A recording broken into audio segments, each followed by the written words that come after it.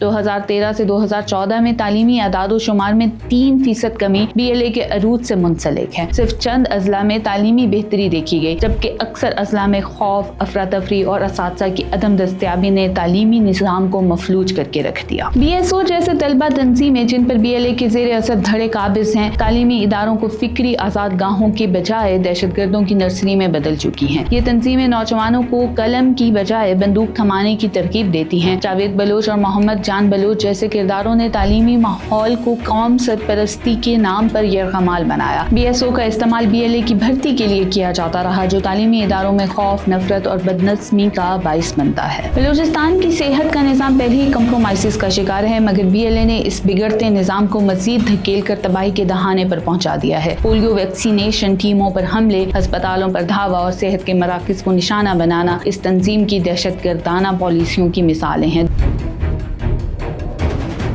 Balochistan liberation army ایک خود ساختہ آزادی کی دعوے دار تنظیم ہے جو در حقیقت پاکستان اور بالخصوص بلوچستان کے خلاف ایک تباہ کن غیر ملکی ایجنڈے پر چلنے والی دہشت گرد مشین ہے۔ اس تنظیم کے عسکری حملے بلوچ عوام کے لیے آزادی یا خوشحالی نہیں بلکہ موت، غربت اور جہالت کا پیغام لے کر آتے ہیں۔ BLA کی دہشت گردی نے تعلیمی اداروں، صحت کی مراکز اور معصوم طلبہ اور مریضوں کو براہ راست نشانہ بنایا ہے۔ یہ مضمون تفصیل سے جائزہ لیتا ہے کہ کس طرح BLA نہ صرف تعلیمی اور صحت کے نظام کو مفلوج کر رہی ہے بلکہ بلوچ قوم کے مستقبل کو بھی غیر ملکی مفادات کی بھینٹ چڑھا رہی ہے۔ بلوچستان کی شرح خواندگی مایوس کن حد تک کم ہے، جہاں مجموعی طور پر صرف 43.58% لوگ خواندہ ہیں، جبکہ خواتین میں یہ شرح 25% تک محدود ہے۔ اس تعلیمی پسماندگی کے پیچھے کئی وجوہات ہیں، مگر BLA کی منظم دہشت گردی نے اسے ایک انسانی المیہ بنا دیا ہے۔ تعلیمی اداروں پر حملے، اساتذہ کو دھمکیاں اور طلبہ کو ڈرانا BLA کی حکمت عملی کا ایک حصہ ہے۔ 2009 میں کلات میں اسکول ٹیچر انوار بیگ کا قتل ہوا، یا خوزدار میں معصوم بچوں پر حملے جن کے بستے خون میں بھیگ گئے، یہ سب اس دہشت گردی کا ثبوت ہیں جو تعلیم کے راستے میں سب سے بڑی رکاوٹ بن چکی ہے۔ 2013 سے 2014 میں تعلیمی اعداد و شمار میں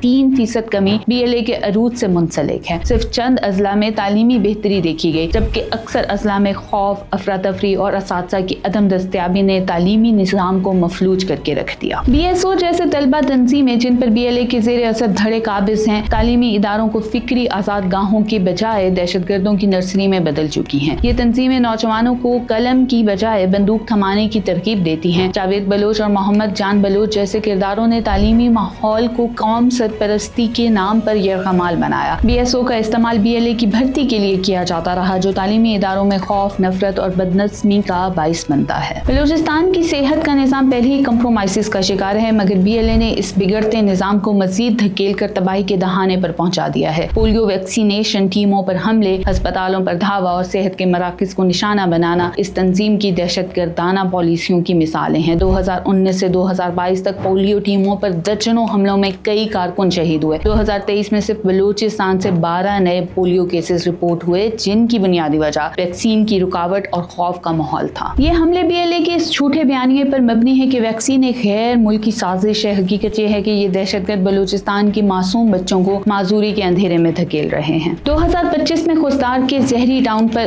80 سے زائد BLA دہشت گردوں نے حملہ کیا۔ لیویز تھانے، نادرا آفس اور دیگر عوامی سہولیات کو نذر آتش کر دیا گیا۔ ان حملوں نے نہ صرف سرکاری ڈھانچے کو تباہ کیا بلکہ ہسپتالوں کو بھی غیر محفوظ بنا دیا۔ اس کے نتیجے میں ڈاکٹرز اور طبی عملہ بلوچستان کے پسماندہ علاقوں میں کام کرنے سے گریز کرنے لگا، جس کا خمیازہ عام مریض، حاملہ خواتین اور بزرگوں کو بھگتنا پڑا۔ BLA محض ایک باغی گروہ نہیں بلکہ غیر ملکی ایجنڈے کا ہتھیار ہے۔ بھارتی خفیہ ایجنسی را کی مالی اور عسکری مدد اور اسرائیلی سرپرستی اس تنظیم کے پس پردہ عزائم کو واضح کرتی ہے۔ کلبھوشن یادیو جیسے کرداروں کے اعترافات اور BLA کے کمانڈر کا بھارت میں علاج سب ثبوت چیخ چیخ کر بتا رہے ہیں کہ BLA بلوچستان کی نہیں بلکہ دشمنان پاکستان کی نمائندہ تنظیم ہے۔ افغانستان سے تربیت، بھارت سے فنڈنگ اور اسرائیل سے بیانیاتی حمایت، BLA کی پوری ساخت ایک غیر ملکی پراکسی تنظیم کی ہے جو CPAC جیسے منصوبوں کو سبوتاژ کرنا چاہتی ہے۔ بشیر زیب ہری गई बियार मरी और गुलजार इमाम जैसे किरदार अपने आप को बलोच कौम की निजात दहंदा के तौर पर पेश करते हैं, लेकिन हकीकत में वो यूरोप और भारत में महफूज बैठकर बलोच नौजवानों को